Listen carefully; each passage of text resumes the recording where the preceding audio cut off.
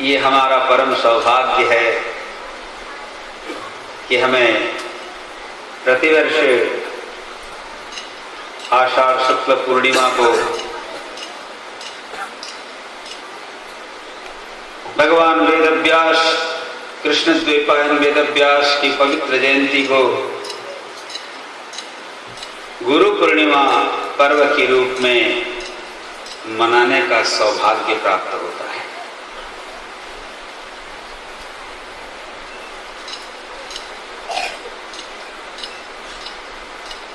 भारतवर्ष में जयंती मनाने की परंपरा अत्यंत प्राचीन परंपरा है।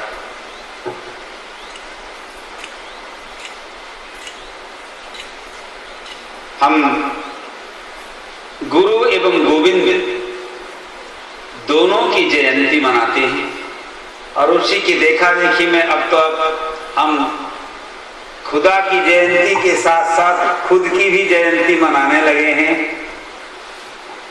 आजकल देखने को मिलता है साधारण व्यक्तियों की भी जयंती, जन्मदिन को जयंती मन के रूप में मना लेते हैं, मगर यथार्थ में जयंती तो भगवान की मनाई जानी चाहिए, गुरु की मनाई जानी चाहिए।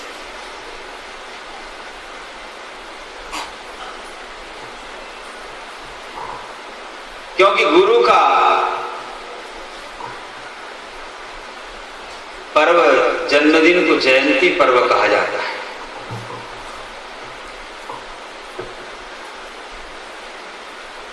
जो इस जीवन में और जगत में विजय प्राप्त कर लेते हैं वही यथार्थ में जयंती के हकदार होते हैं, और जो जीवन से हारा हुआ व्यक्ति है और जगत से भी हारा हुआ व्यक्ति है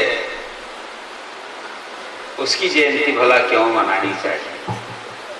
हारने वालों के लिए जयंती नहीं होती, ये तो जीतने वालों की बात है। और जीतता कौन है?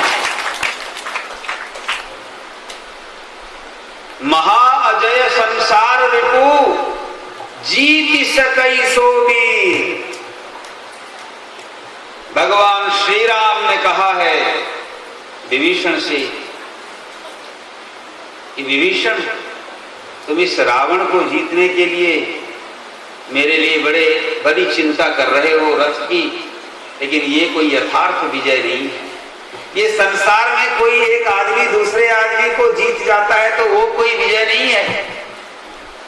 यहां तो पराजय की ही थोड़ी सुधरी हुई बात को हम विजय मान लेते हैं।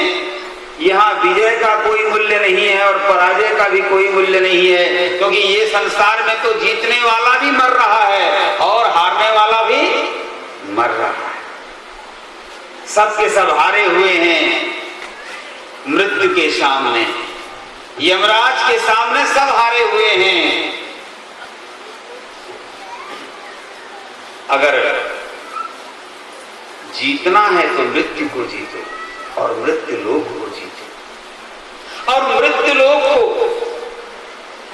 मृत्यु को जीता कैसे जा सकता है? उसके लिए दो ही उपाय बताया गया है।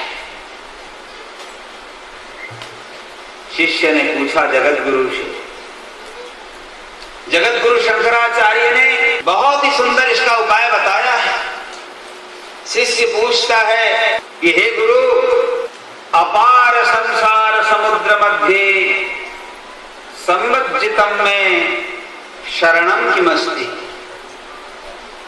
हे गुरुदेव, इस अपार संसार सागर में, संसार सागर, संसार को सागर तो कहा गया लेकिन अपार कहा गया। दुनिया में जो सागर आप देख रहे हो, हिंद महासागर, अरब महासागर, अटलांटिक महासागर, ये महासागर जरूर हैं मगर ये अपार नहीं है। इनको सबने पार पा लिया है जहाज, बड़े बड़े जहाज के द्वारा आप इसमें पार हो जाते हो। ये अपार यथार्थ में नहीं है। अपार सागर तो है ये संसार, जहां कोई साधन संसार का काम में न यहाँ धन रूपी साधन काम आता है, न यहाँ बल रूपी साधन काम आता है, न यहाँ लिंग रूपी साधन काम आता है, न यहाँ पद प्रतिष्ठा रूपी साधन काम आता है, न यहाँ जाति पाति रूपी साधन काम आता है। यहाँ कोई साधन काम नहीं आता। सारे साधन यहीं डूब जाते हैं, यहीं से पैदा हुए और वो यहीं डूब जाते हैं। इसीलिए हताश होकर गुरु चरणों में जाकर शिष्य पूछता है कि गुरुदेव, इस अपार संसार सागर के पार जाने का उपाय क्या है? अपार संसार समुद्र मध्य सम्मज्जितं में शरणं किमस्ते। मैं डूब रहा हूं इस संसार सागर में, मुझ डूबते हुए इस जीव के लिए हे गुरुदेव साधन क्या है? गुरु कृपालो कृपया वदेतत्, कृपया एतद् वद। हे कृपालु गुरुदेव, कृपया यही बताइए इस अपार संसार से पार होने का साधन क्या है? गुरु एक ही बात कहते हैं, विश्वेश पादाम्बुज दीर्घ नौका। भगवान के चरण कमलों का आश्रय ही यहाँ सुदीर्घ नौका है। कल स्वामी जी बता रहे थे, गुरु पद पंकज सेवा, बड़ी अच्छी बात बता रहे थे।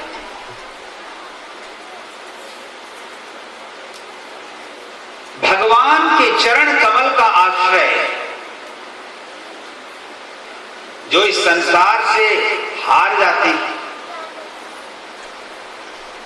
जो डूबने को हैं, उनको केवल एकमात्र भगवान का विश्वेश पादाम्बुज दीर्घ नौका, भगवान का चरण कमल रूपी नाव ही उद्धार कर सकता है।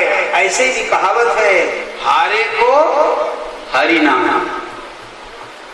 जो ये संसार में हार जाता है ना, उसका सहारा केवल हरि का नाम है, भगवान का नाम है। गुरुपद प्रभुपद, ये दोनों एक ही बात है। मैंने कभी गुरु और भगवान को दो नहीं माना, और मैं आपको भी कहता हूं, और मेरी बात अगर समझ जाओ, मान लो, तो दो कभी मानना ही नहीं। गुरु अलग और गोविंद अलग, ये होते ही नहीं है। गुरु और गोविंद दोनों मिलाकर एक है। गोविंद ही गुरु का रूप लेकर के प्रकट होता है, तो गुरु गोविंद बनकर शिष्य के सामने इस अपार संसार सागर से उसे पार ले जाते हैं। और जो भय, जो हारा हुआ व्यक्ति है, वह फिर विजय प्राप्त कर लेता है। कैसे? अपने अमरत्व को जानकर। हम संसार में इस शरीर के मोह में बंधे हुए हैं, और शरीर है कि कभी एक जैसा रहता नहीं, ये पल पल मिटता जाता है। दिन दिन पल पल छिन छिन काया, छीजत जात तमाम। ये प्रति मुहूर्त में, प्रति क्षण में क्षरित हो रहा है। ये क्षर है, अक्षर नहीं है। लेकिन हम इस क्षर को, माने टूटने वाले को, मिटने वाले को, नष्ट होने वाले को अपना आधार मान लेते हैं, और यही हमारी सबसे बड़ी भूल होती है, और यही हमारी तकलीफ की शुरुआत होती है।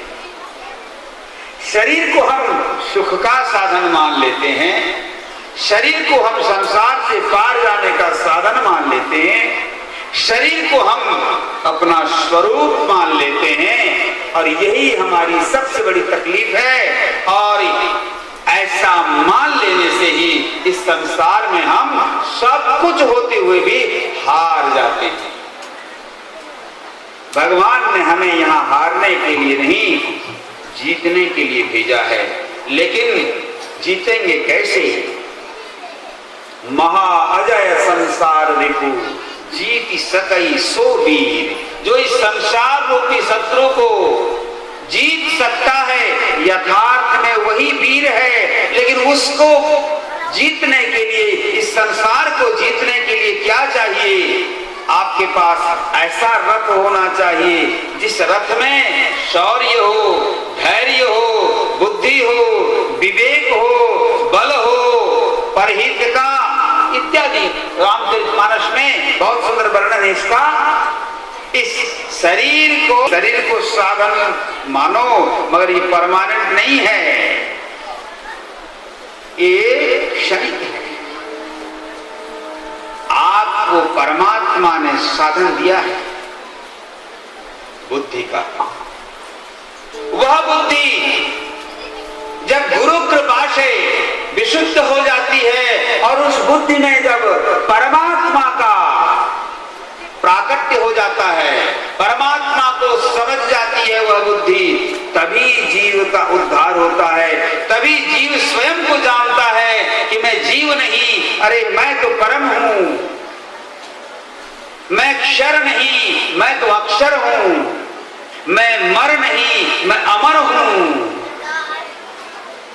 मैं खंडानंद नहीं, मैं अखंडानंद हूं, मैं अजर हूं, अमर हूं, मैं चिन्मय हूं, अविनाशी हूं। ये भाव का जब बोध होता है तब उस व्यक्ति को इस संसार से कुछ पाने की और आशा नहीं रहती, और संसार में कुछ खोने के लिए भी उसके पास नहीं होता। इस संसार से पाने की आशा रखोगे तब भी तकलीफ होती है, और संसार में हो जाते हो कुछ तब भी तकलीफ होती है। सच बात तो ये है कि ये तकलीफ तुम्हारे अपने अंदर में है। तुमने पाया है, खोया कुछ नहीं, बस विस्मृति हो गई, भूल हो गई, भूल गए हैं हम। क्या भूले हैं? परमात्मा ने हमको जो बना के यहाँ भेजा, हम अपने उस स्वरूप को भूल गए हैं। हम आए तो हैं महाराजाधिराज बनकर, लेकिन यहाँ आते ही, पैदा होते ही, आंख खोलते ही भिखारी बन गए। रात दिन मांगते रहते हैं हर चीज, हर जगह से, हर व्यक्ति से। हमें व्यक्तियों की भी जरूरत बढ़ती जाती है, वस्तुओं की भी जरूरत बढ़ती जाती है, और हमारी जरूरत जितनी जितनी बढ़ती जाती है हमारी तकलीफ भी उतनी उतनी बढ़ती जाती है। लेकिन बात क्या है? जब हम स्वयं को जान जाएंगे तो हमारी कोई कामना नहीं रहेगी। ब्रह्मभूता प्रसन्नात्मा न शोचति न कांक्षति। हम अपने स्वरूप को जान जाने के बाद, स्वरूप में स्थित हो जाने के बाद कोई कामना नहीं रहेगी। संसार में हम रहेंगे लेकिन संसार हमारे अंदर नहीं रहेगा। संसार में रहना बुरा नहीं है बंधु, संसार को अपने अंदर रखना बुरा है। संसार में रहें मगर संसार को अपने अंदर न रखें। पानी के ऊपर जब तक नाव है तब तक आप सुरक्षित हैं, और नाव में आप बैठे हैं और पानी भी नाव के ऊपर आ गया तो फिर नाव भी डूबेगा और नाव के साथ साथ आप भी डूब जाएंगे।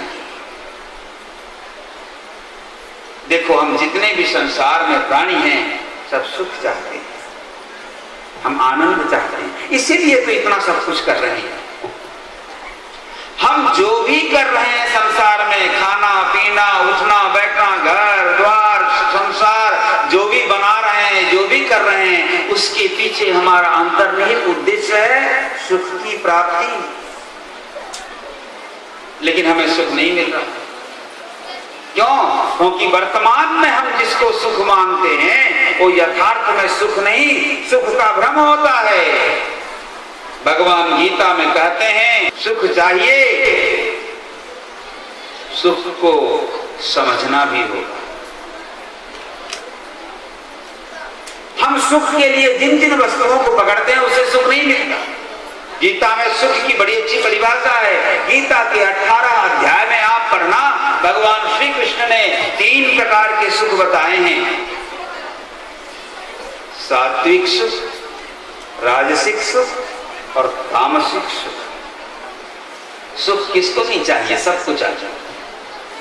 और भगवान कहते हैं, अर्जुन सुखी भव, सुखी हो।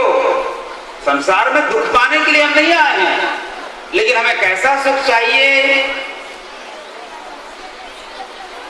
हमें ऐसा सुख चाहिए जिसे पा लेने के बाद हमारा अंतरतम बिल्कुल गदगद रहे, आनंदित रहे। जो सुख पहले पहले तो विष के समान लगता है, अच्छा नहीं लगता, लेकिन जिसका परिणाम अच्छा होता है वही यथार्थ में सुख है। इसीलिए संत कहते हैं, गुरु कहते हैं, जीवन के आरंभ काल में तपस्या करो। पहले पहले अच्छा नहीं लगता, पहले जो चीज आपको कड़वी लगती है, अच्छी नहीं लगती है, उसका परिणाम अच्छा होता है। अंत भला सो सब भला कहते हैं ना।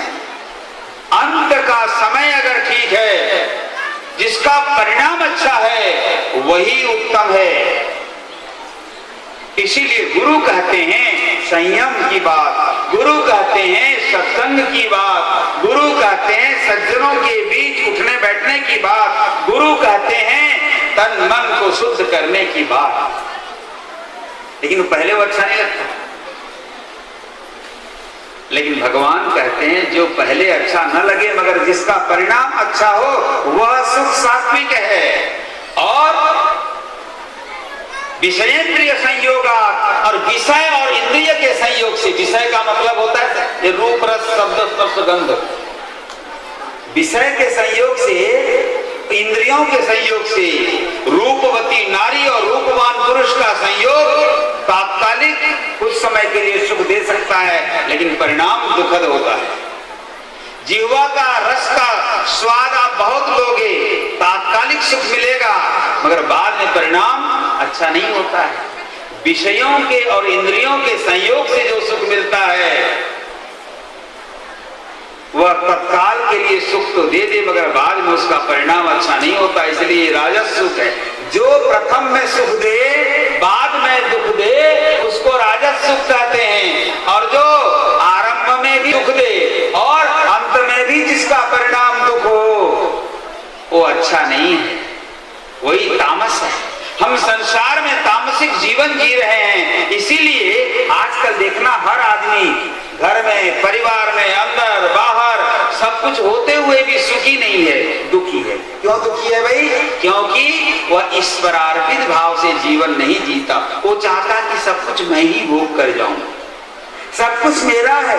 ऐसा नहीं, यहाँ जो कुछ है मेरे बंधुओं सब ईश्वर का दिया हुआ है। इसीलिए ईश्वर की दी हुई चीज को, ईश्वर को आप अगर समर्पित कर दोगे तो देखना बराबर सुखी रहोगे मेरे बंधुओं। इसीलिए हमारे संत कहते हैं, गीता में भगवान ने कहा मन एव मनुष्याणाम कारणम बंध मोक्षयोः, ये मन ही सारी समस्याओं की जड़ है। इसीलिए आज संतों को भी चाहिए, समाज के बुद्धिजीवियों को भी चाहिए, सबको चाहिए कि मन को हम कैसे साफ करें। मन साफ हो जाएगा तो तन भी साफ और धन भी साफ हो जाएगा। इसीलिए आज जरूरत है विश्वात्म भाव की। यथा सर्वाणि भूतानि प्रतिभान्ति स्थितानि च, ये विश्वात्म प्रार्थना में हम किसकी प्रार्थना कर रहे थे? किसी नाम की प्रार्थना नहीं, किसी रूप की प्रार्थना नहीं। नाम और रूप तो आपका खुद का बनाया है। आपने किसी भी नाम को भगवान कह दिया। आप जी एक नाम को भगवान कहते हैं तो दूसरा आदमी उस नाम को शैतान कहता है कि नहीं? एक धर्म वाले किसी नाम को भगवान मानते हैं तो दूसरा धर्म वाला उस नाम को भगवान मानता है? नहीं मानता, शैतान मानता है। और इसीलिए संघर्ष है। सारे संसार में भगवान के नाम और रूप को लेकर संघर्ष है, लेकिन हमारे वेद कहते हैं क्या? भगवान सत्य है। और सत्य को कौन स्वीकार नहीं करेगा? सत्य को सब स्वीकार करते हैं। सत्यम ज्ञानम अनंतम ब्रह्म, सत्य भगवान है, ज्ञान भगवान है और भगवान अनंत है।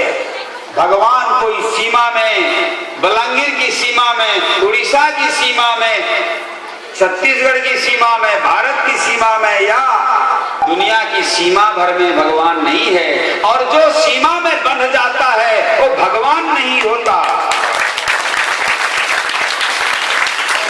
भगवान किसी गोष्ठी का नहीं है, भगवान किसी जाति का नहीं है, भगवान किसी संप्रदाय या परंपरा का नहीं है, भगवान तो सबका है। इसीलिए हमारे शास्त्र कहते हैं ईश्वरः सर्वभूतानां हृद्देशेऽर्जुन तिष्ठति, सबके हृदय में परमात्मा का वास है। हमारे शास्त्र सबके हृदय में परमात्मा को देखते हैं। इसीलिए बंधुओं, परमात्मा को सबके अंदर देखना ही विश्वात्म भावना है। हम किसी संप्रदाय विशेष का प्रचार नहीं करते, हम तो उस संप्रदाय का प्रचार करते हैं जो संप्रदाय सनातन है, सनातन है। और सनातन कोई निर्दिष्ट सीमा के अंदर की बात नहीं है। हमारे पूर्वज कहते हैं, हमारे ऋषि कहते हैं, हमारी गुरु परंपरा कहती है कि इस विश्व को श्रेष्ठ बनाना होगा और इस विश्व को श्रेष्ठ बनाने के लिए हमें परस्पर सत्य, न्याय, प्रेम और सहयोग की बात करनी होगी। हमें देश देश की सीमाओं से ऊपर उठना होगा, जात पात की सीमाओं से ऊपर उठना होगा और संकीर्ण चिंताओं से हमें ऊपर उठना होगा। लेकिन हमारे स्वार्थ, हमारा मन काला होने से सब जगह समस्याएं आ रही हैं। इसलिए मेरे बंधुओं, मेरी माताओं, मैं चाहूंगा कि अब विश्वात्म चेतना परिषद के सारे सदस्यगण विश्वात्म भाव में ओतप्रोत करने के लिए संकल्प लें और सारी दुनिया में हम आत्मभाव का प्रचार करें, प्रेम भाव का प्रचार करें, सद्भाव का प्रचार करें, सत्य, न्याय, प्रेम और सहयोग की बात करें। मेरे बंधुओं, मेरी माताओं, जीवन से कालिमा हटती अर्थात कलाएं जब पूरी हो जाती हैं, अमावस जब संपूर्ण रूप से खत्म हो जाती है, तभी पूर्णिमा आती है। तो जीवन में कालिमा हटे और कलाएं पूर्ण हो तो जीवन की पूर्णता फिर पूर्णिमा का पर्व बन जाता है। आज हम गुरु को गुरु पूर्णिमा पर्व में गुरु की याद करते हैं। क्यों? गुरु एक पूर्णांग व्यक्तित्व के प्रतीक हैं, पूर्णता के प्रतीक हैं। पूर्णता ही पूर्णिमा है। तो ऐसी ही पूर्णता आपके जीवन में भी आए, आप सब भी परिपूर्ण हो और आपके जीवन से भी कालिमा मिटे, अंधकार मिटे और आप भी स्वयं में भी शीतल हो, समाज को भी शीतलता दें और जीवन की पूर्णता को आप भी उपलब्ध हो। मैं यही कामना करता हूँ। आज गुरु पूर्णिमा का यह पर्व अत्यंत महत्वपूर्ण है हम सब शिष्यों के जीवन में। नारायण भगवान नारायण से लेकर के जगत गुरु आद्य शंकराचार्य से लेकर के हम और आप तक, हम सब जिस महान गुरु परंपरा में बंधे हैं, उस परंपरा का प्रतीक है यह पर्व। इस पर्व के माध्यम से मैं आप सबको यही संदेश देना चाहता हूं कि आप स्वयं पूर्ण बने, औरों को भी पूर्णत्व प्राप्ति में सहयोग दें तथा संसार में सुख, शांति और समृद्धि के लिए सत प्रयास करें। सर्वत्र विश्वात्म भाव हो। इन्हीं शुभकामनाओं के साथ आप सबको बहुत बहुत आशीर्वाद। हरि ओम तत्सत, हरि ओम तत्सत, हरि ओम तत्सत।